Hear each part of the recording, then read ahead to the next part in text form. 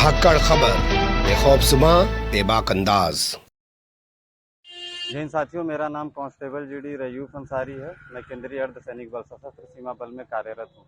मैंने हलिया थाना क्षेत्र अंतर्गत देवरी बाजार में ज़मीन खरीदकर 2 कमरे के मकान का निर्माण किया था, जिसके प्लास्टर का काम बाकी था और मेरी छुट्टी ख़त्म हो गई थी और मैं वापस ड्यूटी ज्वाइन कर लिया। जिस दौरान संतोष कुमार नाम के स्थानीय दबंग ने सरंगाई बस मेरे घर पर कब्जा कर लिया।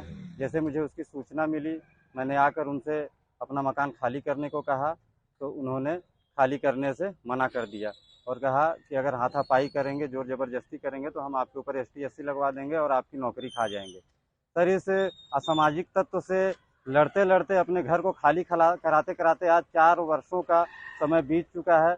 मैं परेशान और हताश हो चुका हूँ। उसने मेरे ऊपर मेरे घर में घुसने के पश्चात उल्टा मुकदमा चला रखा है। बताइए, मैं अपने ही घर में रहने के लिए मुकदमा लड़ूंगा? बताइए, जिस समय मैंने वो घर बनवाया मैं छत्तीसगढ़ में तैनात था। वो इतनी टफ सिचुएशंस का पैसा मैंने उस घर में लगा रखा है। मेरा ज़मीर गवाही नहीं देता है कि मैं अपने ही घर में लगाए हुए पैसे के लिए मुकदमा लड़ूं, उसमें रहने के लिए मुकदमा लड़ूं। मैं अभी पिछले सोमवार को फिर यहाँ आया था, रिक्वेस्ट की थी मीडिया के साथी बंधुओं के माध्यम से, रोकर गिड़गिड़ाकर जो बन सका मुझसे उस तरीके से मैंने रिक्वेस्ट की, अपनी बात पहुंचाई, कहा कि मेरा घर खाली करा दीजिए, मेरा घर मुझे वापस दिला दीजिए। आज 1 हफ्ते का समय बीत चुका है। वो सरहंग, वो गुंडा आज भी खुलेआम हमारे सभ्य समाज में घूम रहा है, जबकि ऐसे असामाजिक तत्वों की जगह मेरे हिसाब से सलाखों के पीछे होनी चाहिए। मैं अकेला परेशान हूँ, आज यहाँ अकेला खड़ा हूँ। कल ये किसी के भी साथ हो सकता है, किसी के परिवार के साथ भी हो सकता है। आज मेरे साथ हुआ है, कल आपके साथ, कल किसी और के साथ, कल आपके और हमारे बच्चों के साथ हो सकता है। मैं अकेला खड़ा हूँ, मेरे साथ कोई नहीं है, लेकिन आप लोगों से आग्रह है कि आप लोग आगे आइए, मेरी बात को आगे पहुँचाइए। जब हर बार मेरी छुट्टी समाप्त हो जाती है और इस बार भी वही हो रहा है। 2 महीने की छुट्टी मेरी ऑफिसों के दफ्तरों के चक्कर काटते काटते खत्म हो गई है। मेरा परिवार भाड़े पे है, मेरी 2 बच्चियां हैं। 6 महीने से मैंने उनका फीस नहीं जमा कर पाया हूं मैं स्कूल का। इस सिस्टम के तरीके से, सही तरीके से लड़ते लड़ते 15 लाख रुपए का मैं कर्जदार हो गया हूँ।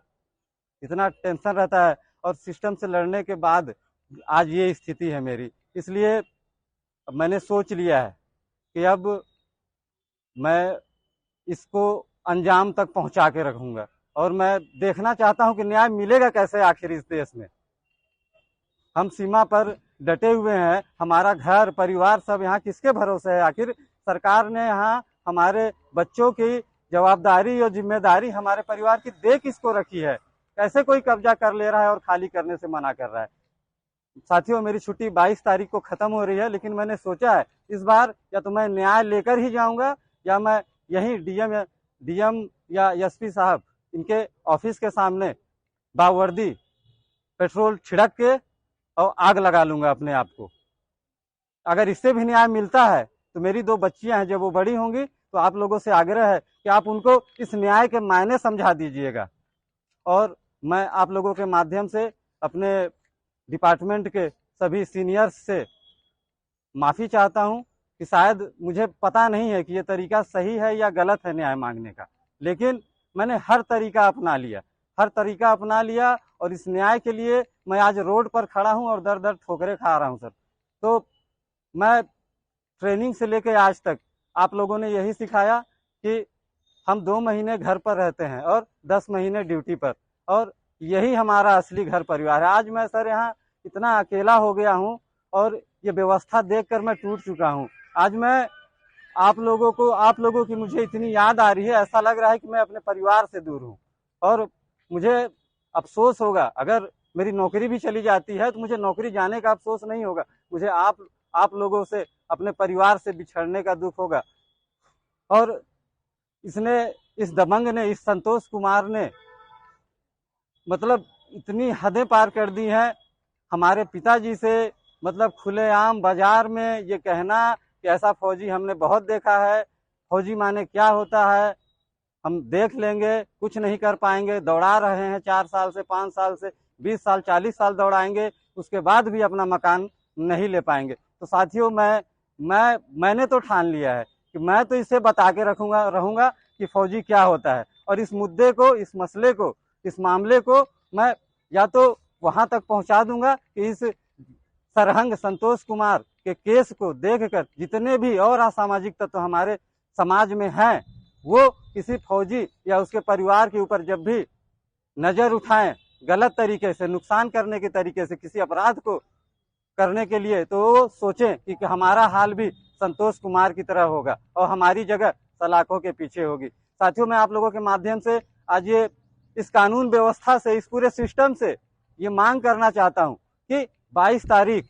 जिस दिन मेरी छुट्टी समाप्त हो रही है, अगर उससे पहले मेरा मकान खाली नहीं हुआ, खाली नहीं कराया गया उस सरहंग के कब्जे से, और उसके खिलाफ जबरन मेरे घर में घुसपैठ करने, जालसाजी करने, इतने वर्षों से मेरा मानसिक और आर्थिक पतन करने, पीड़ित करने के तहत हमारे आईपीसी के जिन भी धाराओं के अंदर ये अपराध आते हैं, अगर उनके अंतर्गत मुकदमा दर्ज करके, एफआईआर दर्ज करके, उसकी तत्काल प्रभाव से गिरफ्तारी करके उसके ऊपर आपराधिक ट्रायल चलाया जाए और उसके अंजाम तक पहुंचाया जाए जहां उसकी जगह है।